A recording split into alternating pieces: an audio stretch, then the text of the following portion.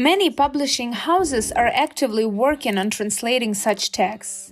So, for example, Alexander Mehed's book A Call Sign for Yov was translated, and in my opinion, it allows the European reader to understand the tragedy of Bucha, Irpin, and all the stories not only from the point of view of the facts, based on the documentary footage of the atrocities committed by Russians, but also from the viewpoint of a person who is enduring the occupation.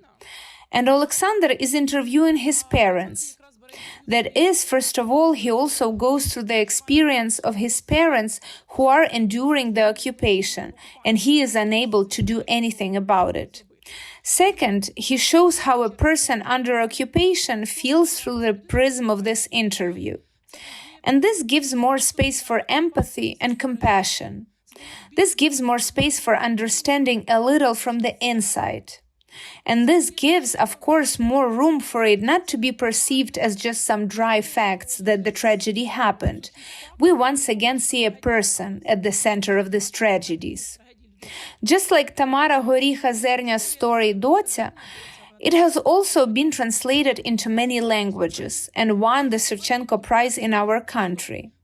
And in my opinion, it is also such a universal text, in the center of which, however, from an artistic point of view, there is a person who experienced all the stories back in the time of the occupation of Donetsk and the region.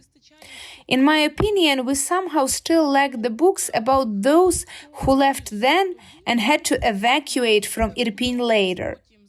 And we have a lot of refugees from the occupied areas of the Donetsk and Luhansk regions who then moved to the Kyiv region.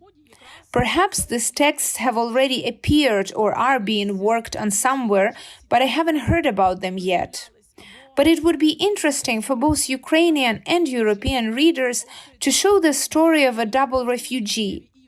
When you have already had this terrible experience of being always on the move, and you have to evacuate somewhere even further away with just a suitcase.